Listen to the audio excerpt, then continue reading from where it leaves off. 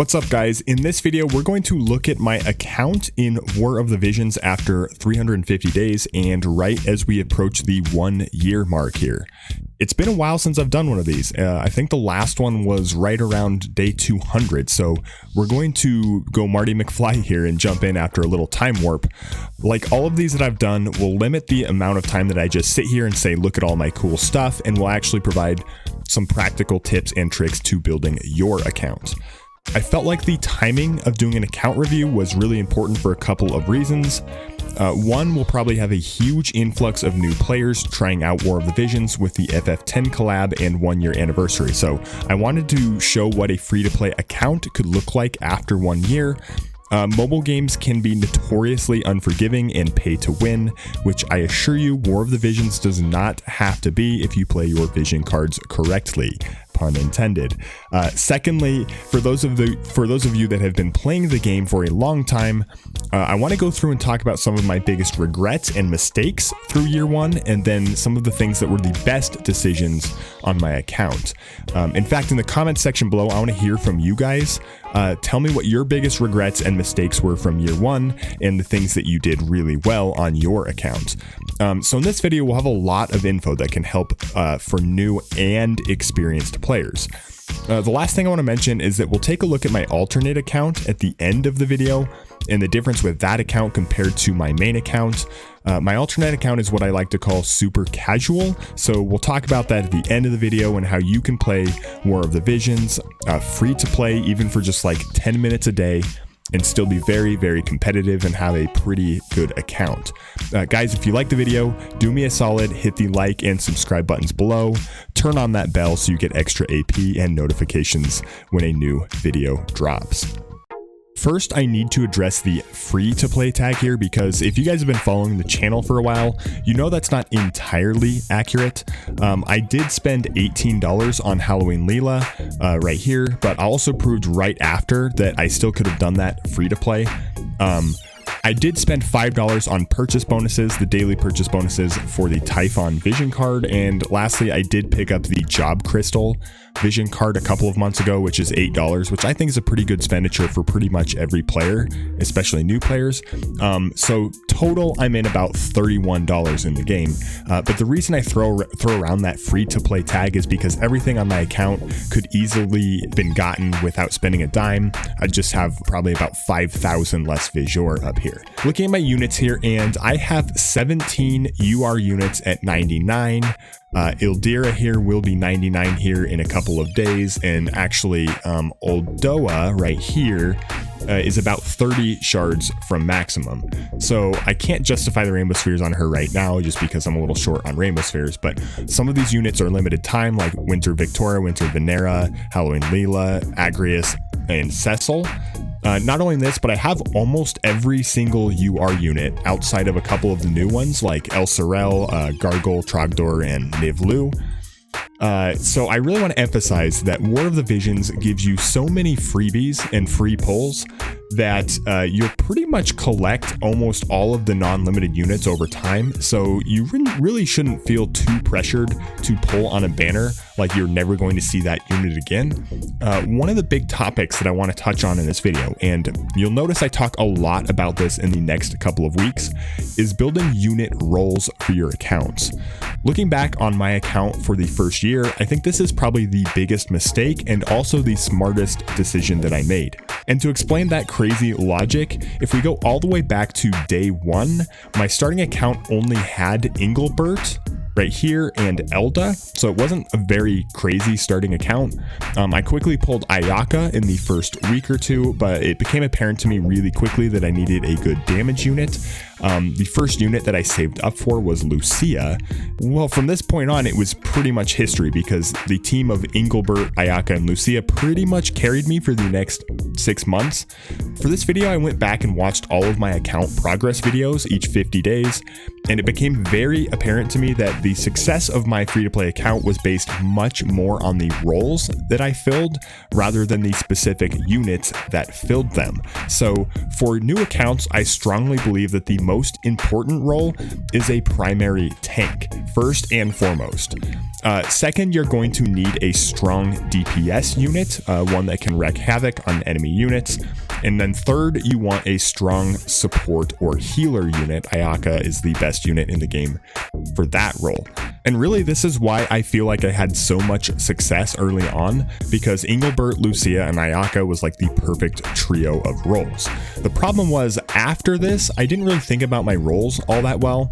I ended up a couple months later with no good magic tank or no good magic units, and I struggled with some of the PvE events much more than I needed to. So it took me a little bit too long to realize this, which is why I went big on Agrius for the second run of Final Fantasy Tactics, so I could use her as a magic tank. And then I started building up units like Medina here for magic damage, and then Rain right here for magic tanking. Also, I realized I had no good Steel Time unit for raids, so I prioritized Yerma for that purpose. So going back to our role priorities, I think the fourth priority is the second tank unit. Make sure that's an opposite tank as your primary tank. So if you built up a physical tank like Raldor, Engelbert, or Warrior of Light, make sure your second tank is going to be a unit like Rain or Whisper or Agrius that can tank magic damage. Similarly, I would make your priority a second DPS unit for that fifth unit. And again, you'll be better off providing some yin to your yang from your first unit, so make it a magic unit if your first DPS was a physical damage and vice versa. Lastly, you'll eventually want a Steel Time unit or Thief unit. And the only reason I have this as such a low priority is because these are primarily for raids and bosses, but they've increasingly become more and more immune to Steel Time, so they're a little less useful than they used to be, but it's still a really valuable role to fill. Conveniently enough, Luartha and Ildira are now available for free-to-play players in the Mog shops for free, and you can build them up really quickly. This is also why I've been pushing Titus so hard for free-to-play players, because he can do really well in a few roles like tanking or DPS, or even as a support unit. Moving into the next phase of your account, after you have these basic roles filled, maybe about 6 months, you'll really want to focus on diversifying your damage types. My account really early on pretty much only had Lucia and Frederica for damage, so I pretty much only had missile damage. This is when I decided I'm going to build up Glaciella right here and Victora for pierce damage, and then later I built up Laswell and again Yerma for slash damage. The third phase of your account, which is the one that I'm currently in, is diversifying your unit elements. So identifying elements that your account is weak in and looking for units, either ones on your account already or ones coming up in the future, and targeting those. I think the goal here should be at least 3 strong units of each element, and then you can fill in the gaps using strong MR or SR units until you can get UR units for those purposes. They're increasingly doing events and missions that are mono element, so it's going to become more and more important as the game gets older to have teams for each element. So this is ultimately the whole reason that why I wanted to build Luartha up, is because as you can see, my fire element was kind of weak. The same reason I wanted to build up Winter Venera, because my earth element extremely weak here except for a couple of MR units. And then why I'm also looking at building up Twilight Helena, because my dark units are well, you can kind of see what I'm getting at here. So ultimately, the takeaway for this entirely too long rant is that when you're watching our monthly planning guides on the channel, or you're watching Mysidia's Should You Polls, or whatever crazy quips come out of the Pacific Northwest, ultimately you should be looking to pull for units that fit your needs for the phase your account is in. If you're a newer player and you're in phase 1, fill out those 6 roles first and foremost. If you're in phase 2 or 3, start grabbing units that can fill out that crazy Yahtzee board of attack types and elements in War of the Visions. And obviously there's lots of units that cover tons of roles, which is what makes these units so valuable, like Kilthay, Venera, and Agrius, and so on. Whew, okay, well, that went like a trip to the dentist, longer than I wanted it to be, but also just a great time. My biggest regret here would be not prioritizing vision cards much earlier in my account, which we'll get to here in a minute. I would gladly trade out 3 or 4 of my maxed units for maxed vision cards. And my second regret would be Winter Victoria. I feel like she's a total cap, and maybe I should have just left her low level and saved up this Visueur. I already had some strong water units and definitely strong range units, so I feel like maybe this Visueur would have been better spent saving up for FF10 or Nier. My least amount of regret lies in the stallion himself, and that would be Mustadio. Guys, Mustard carried me in the last class match like pineapple carries pizza. That's a fact, not an opinion. In the last class match, I was trolling teams so hard all the way through Platinum. I once had Mustard 1v2 against a full health Kane and Agrius. Yes, you heard that correctly. Disable, immobilize, disable, petrify, disable. Sorry if whoever I beat there was watching this video. They probably smashed their phone with a jar of olives and then threw it in the garbage disposal. I've never had more fun playing the game than those class matches. Unfortunately, that was during my whole PC swap and setup, so I wasn't able to record it, but you can bet that that's going to make a return at some point in a video. All right, running out of time here, so let's move on to gear real quick. I don't have anything super impressive on my account except for this +5 wind spear right here. A lot of my raid gear is sitting at like +4, like the Orb of Thamasa, Bale Burgeonet, Ribbon, Purple Lightning, but I do have quite a few +5s for MRs, especially as I started to build out those different damage types that we talked about. It became more and more necessary to have 2 strong weapons for each weapon attack type instead of just 1. I'm hoping to +5 the Purple Lightning here during the Exvius event, and then cry away all my resmithing hammers and seals trying to max it out. I do love that they're making +5 gear a lot more attainable through the shops and +3 gear missions, so gotta kudos Gumi for that one. Finally, let's move on to vision cards. And you'll see here that I have 5 maxed out cards. Typhon, Scion of House Beowulf are the only 2 that I actively went after. Tetrasilphin and Odin were farmed through the guild store alone, and this Solidus card, stupid thing I pulled like a zillion times randomly. Seriously, I never once bought a shard for this card, and now this one's actually in the shop as well.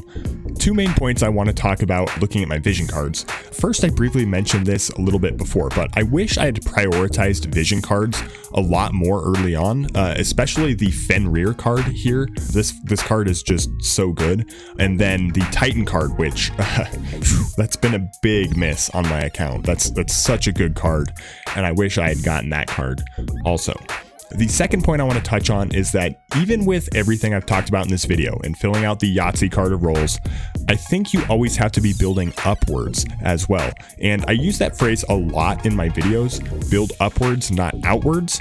And I think vision cards are really the place where you can direct your account and pick the units that you want to emphasize. Pretty regularly now, vision cards are guaranteed on step ups, so use vision cards to make your top team of units even better. For example, Lucia and Halloween Leela, they're great units, but having Tetrasilphid and Typhon maxed out have just taken both of these units into the stratosphere in terms of power. And these 2 vision cards are a big reason why I'm strongly considering going against all of my own free-to-play advice and ignoring Titus and Yuna for a chance of 2B from Nier Automata. So I haven't fully decided what I'm doing there yet. Long story short, while you're building out that Yahtzee card, which is building outwards, use vision cards to build upwards. Finally, we'll take a little tour around my casual account, and again, this account is completely free to play. I basically just log in every single day, tap a bunch, finish my dailies in about 5 minutes, and I log out. I don't really do raids, I don't farm events or tokens, I've been purposefully sloppy and compulsive with my Visueur. All of that, and you can see it still has a very competitive roster of units. Again, almost every UR unit and plenty of limited units like Ramza, Delita, Orlando, Cecil, even a Gilgamesh that's like 100 shards from max limit break. Gear here, I don't really have much, mostly +2s or worse, only a couple of +5s from the limited times where I could brick my phone for a few hours, and you know, maybe don't tell my boss that. Vision cards, a Geon for all of the strong slash units, Shiva from the guild store, not much else really. But even with this account, I can compete with PvE events when I want to. I can complete PvP, and I like regularly get 6 stars in guild battles. So while it's true that War of the Visions at the highest levels can be a total grind fest or feel like it's a huge time commitment or like too much pay to win, you definitely don't have to play the game that way to have a strong account or to have fun. Well, that's it for this video. I'll throw links up for my other account show and tell videos if you guys want to see the progression every so often. The difference from day 200 to 350 was definitely massive. Thanks for dropping in, guys, and don't forget to leave a comment in the comment section below with your biggest regret and the best decisions from your account. Until next time, thanks for watching.